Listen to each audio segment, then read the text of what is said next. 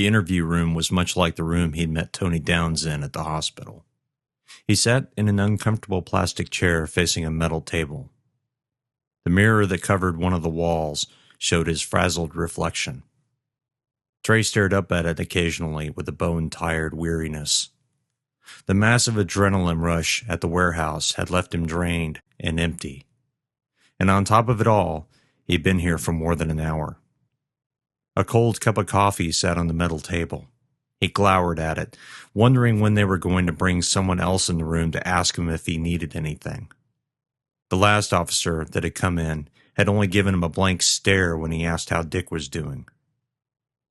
Trey had laid his head down atop the table, but found it too uncomfortable to sleep.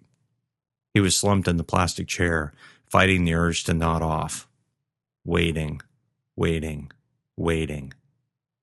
The door clicked, and he turned his head to stare as the knob swiveled. A man in a crisp suit entered the room carrying a large folder. He smiled at Trey. "Mr. Leger," he drawled, "my name is Detective Dewhurst." Trey blinked at the man and said nothing. Dewhurst shook his head a little. "I'm very sorry you've been in this room for so long." "Please don't ask me if I need anything," Trey whispered, "and then leave." "Oh, I'm not leaving," Dewhurst said. He nodded toward Trey's coffee. "Do you need some more coffee?" Trey shook his head. Dewhurst sighed and sat down in the chair across from Trey. He placed the folder near the table's edge and folded his hands atop it. "Do you have any questions for me?" Trey nodded. "How's Dick?" Dewhurst sucked in a breath. "Mr. Dickerson's in ICU. He had a mild heart attack," he said in a toneless voice. "He lost quite a bit of blood to boot." "Fuck," Trey breathed, raising a hand to his face. He rubbed his eyes. "Is he going—" "My understanding, Mr. Leger." "Trey, please." Dewhurst's smile returned. "My understanding, Trey, is that he's going to be okay." Trey blew out a sigh. "Thank God," he whispered. "Yes," Dewhurst agreed. "Now, do you have any other questions?" Trey nodded. "Do I need a lawyer?" Dewhurst blinked at him, his expression flat. "Not at this time, Trey. Not at this time." Dewhurst pulled a sheaf of paper from the folder and held it up. "I want to read something to you, and you might find it a trifle upsetting." Trey opened his mouth to say something, but Dewhurst held up a single finger to shush him. "If I may, Trey." Trey closed his mouth and leaned back in his chair. Dewhurst nodded to himself. "We looked in the busted open refrigerator. We found, the remains of at least 3 people. Children," Dewhurst said, peering over the paper at him. "All frozen, all wrapped in plastic, and buckets that appear to be filled with frozen blood." Trey swallowed.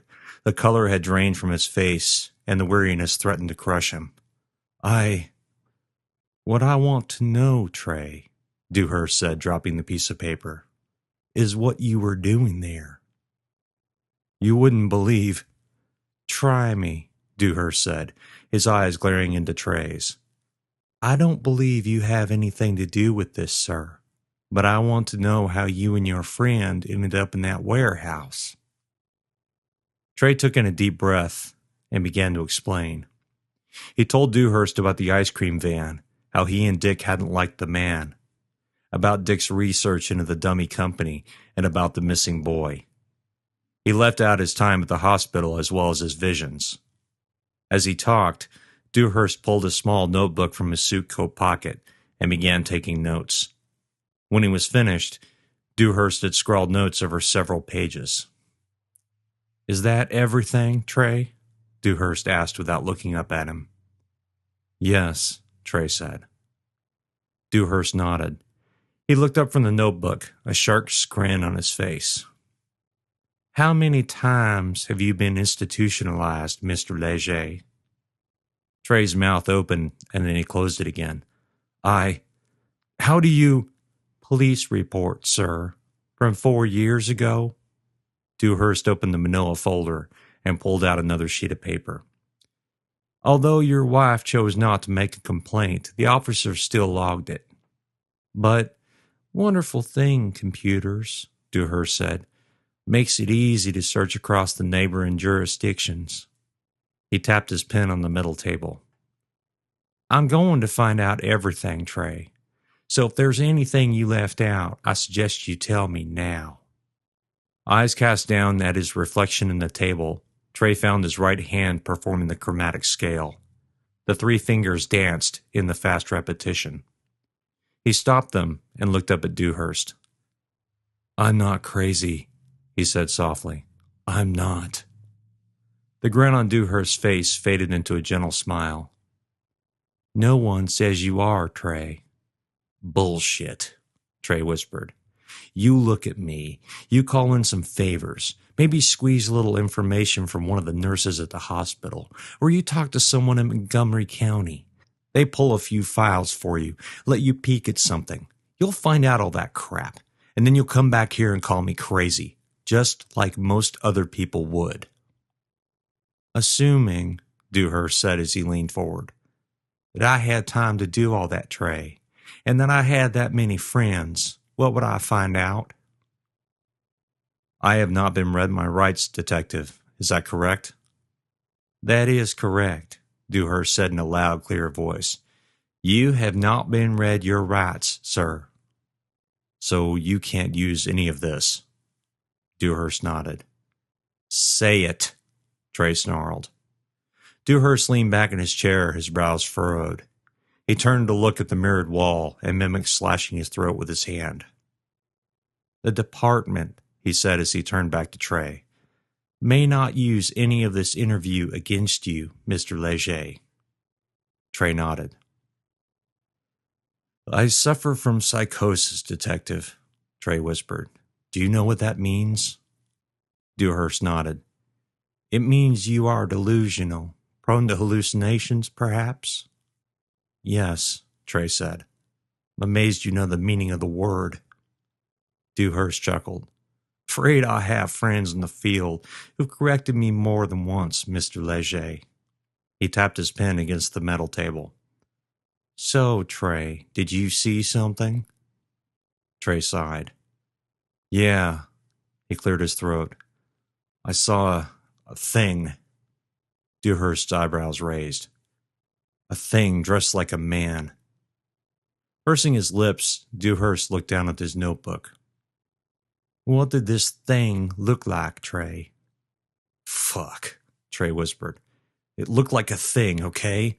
Tall, skin all fucked up, jaw filled with large teeth, fingers that ended in long talons, shit like that. Is that what attacked your friend? Trey nodded. You realize I can't put out an APB on that. Trey shrugged. He always wears a cream-colored jumpsuit. Wears? But what was he wearing today? Trey dropped his eyes to the table. I don't know. I couldn't see. He just looked like a shadow. Dewhurst sighed. So I'm putting out an APB on a tall walking crocodile that looks like a shadow. Oh, and he might be wearing a white jumpsuit. I know, Trey said. I told you it would all sound crazy. Trey raised his eyes. Until today, he always wore a hat, too. Is that important? Trey swallowed. It always hid its face, except for the eyes. Dewhurst nodded and scribbled something down on the paper. That's something I can use, he drawled. He closed the notebook and placed the pen beside it. He tented his hands and locked eyes with Trey. You think there's a monster out there? Trey nodded. I believe in human monsters, Dewhurst said softly. And I believe you saw something, Mr. Leger. And we're going to catch him. Trey swallowed again. Thank you, he whispered. Don't mention it. I'm going to call your wife, Trey. I'll have her come pick you up.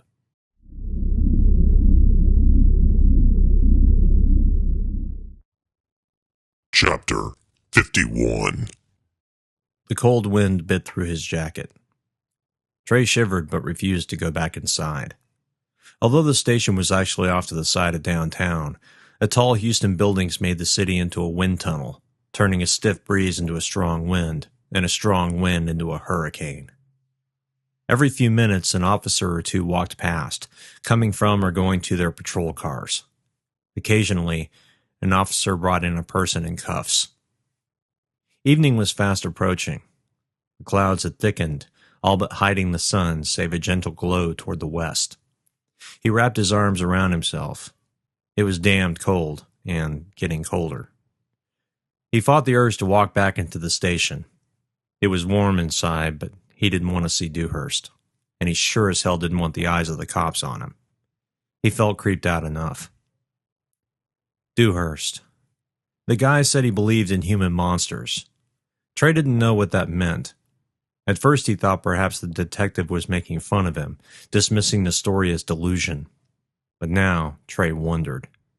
The expression on the man's face was more like sympathy rather than pity. No, that's the wrong word, Trey thought. Had Dewhurst maybe seen something like that in his life? The detective had left him in the interrogation room for a while after their conversation. When he returned, he wore a grim smile and put a hot cup of coffee in front of Trey. "Do me a favor," the man drawled. "Drink this, will you?" Trey had smirked. "Any particular reason why?" Dewhurst nodded. "You're pale, Mr. Trey. Very pale." Dewhurst sat down across from him again. "Think perhaps you need something hot to drink." "Okay," Trey said. He took the coffee cup and sipped. The black liquid scorched his tongue, causing him to grunt. "Shit!" "Yeah," Dewhurst said. "Freshly made just for you." Trey said nothing and placed the coffee cup back down. Dewhurst stared at him.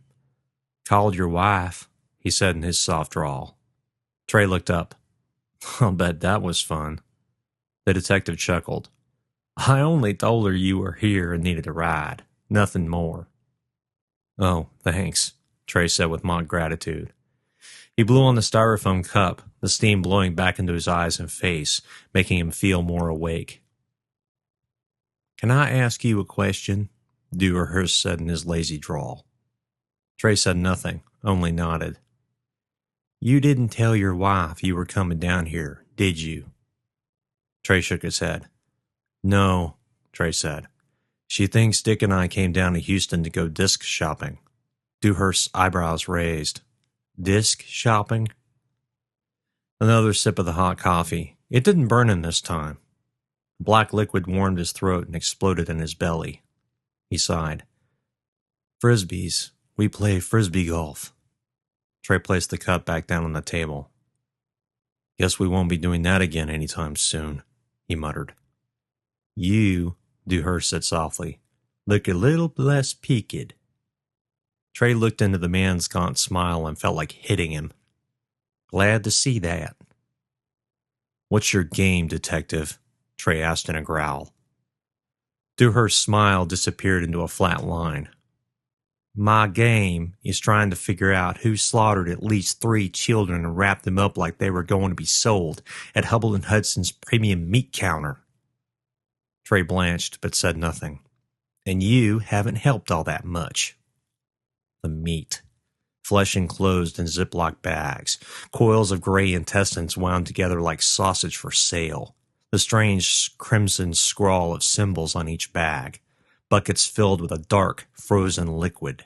Dewhurst's face was inches from his own and set in a worried grimace. "Trey?" the man said, loud enough to hurt Trey's ears.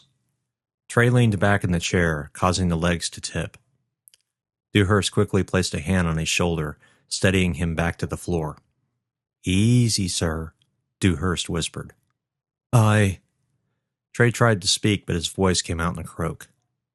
Dewhurst patted his shoulder and retreated a little, giving Trey some space. "Thank you," Trey said. Dewhurst nodded. "You okay?" Trey nodded.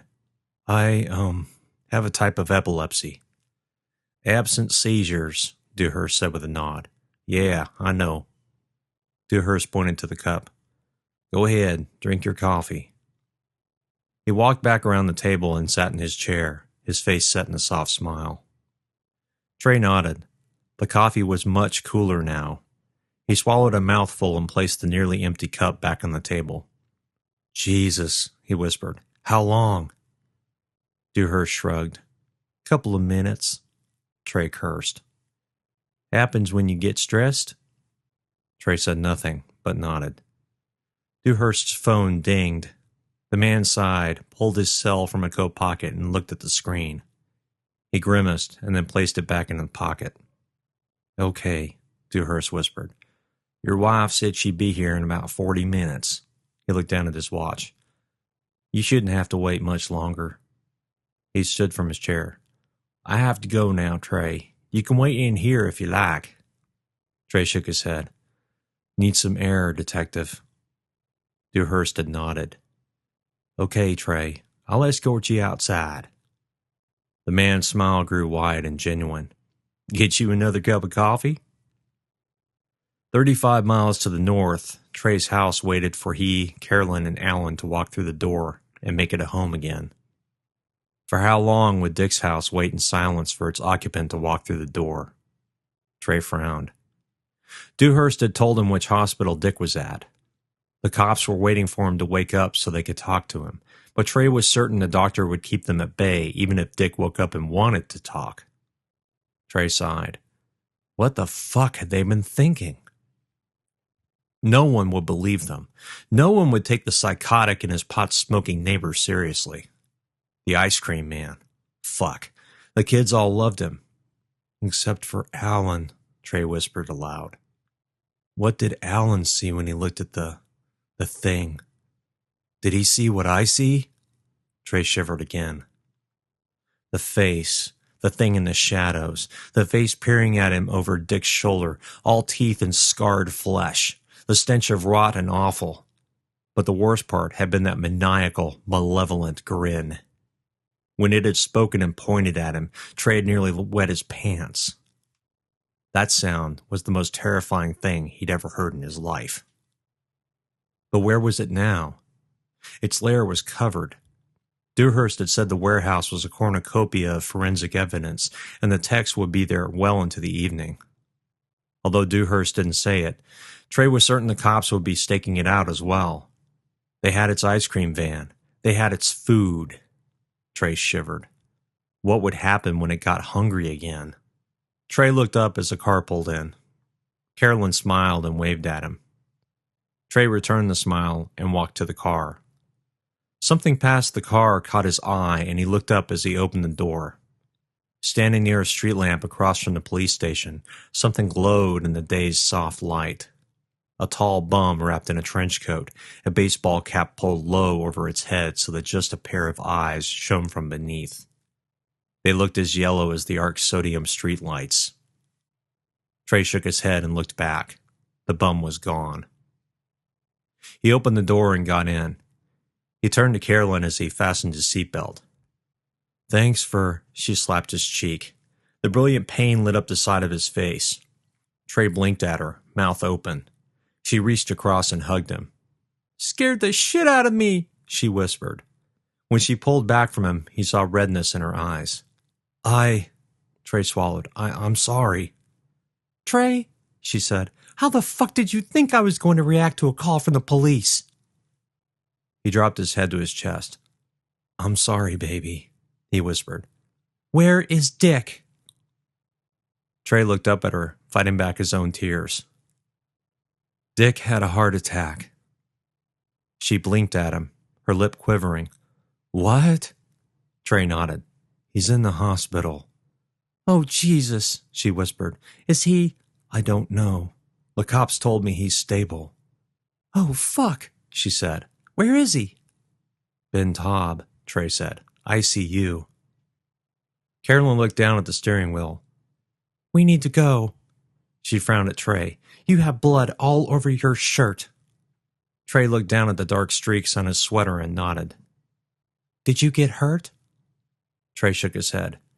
It's not my blood. he breathed. She wiped away a tear and put the car in gear. I'm taking you home, she said. We'll get Alan and then figure out what to do. Trey nodded but said nothing. The car moved slowly out into the intersection. Carolyn wiped at her face again and got up to speed. Trey watched her hands gripping the steering wheel, her knuckles turning white.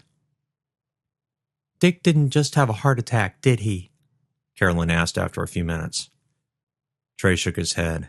His whisper was barely audible above the sound of the wind raking across the car. No. What did you do, Trey? She asked. Her words were an accusation. He hadn't dragged Dick down there. Dick had dragged him. Dick had wanted to go see the ice cream man. Dick had wanted... Trey! She yelled. Her hand grasped his left, her fingers tight against his own. Trey said. They were on the tollway now, the freeway's long behind them. How long? She exhaled through her teeth.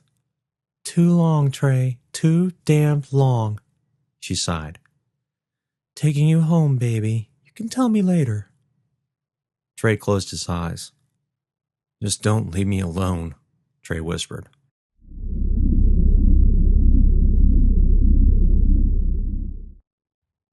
Chapter 52. The world was sleeping, except for Trey. He had finally admitted to himself that Dreamland was a place he was forbidden for the evening, and stepped out of bed. The day's clouds had finally moved off, leaving a crystal-chipped, clear night. The temperature had plummeted as a result. Even with his robe wrapped about him and his feet enclosed in the fuzzy monster feet slippers, he felt the cold to his bones. Alan was sleeping in his bed. Trey watched him from the doorway in silence. The boy's hair was already a mess, tufts springing out in all directions against his white pillow. The gray bedspread was wrapped around him along with the blanket and sheet. Trey smiled. It didn't matter how tucked in the sheets were. Alan would have them wrapped around himself before the night was done, especially when it was cold.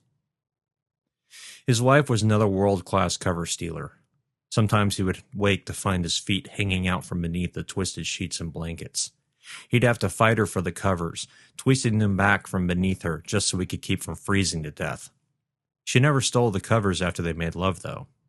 Tonight, she hadn't twitched. All the adrenaline of the day, the stress, the terror, all of it seemed very distant, as though it had happened to someone else in another lifetime. Every time his eyes closed and sleep was upon him, he remembered that Dick was still in the hospital, still in ICU for observation. That's what kept him awake. That in the face of the thing. When they reached home, Carolyn had made him wait in the garage until she ushered Alan to his bathroom for a quick soak. She didn't want the boy to see all the blood on Trey's sweater. Trey had stripped in the laundry room, rubbing cleaning solution on the bloodstains.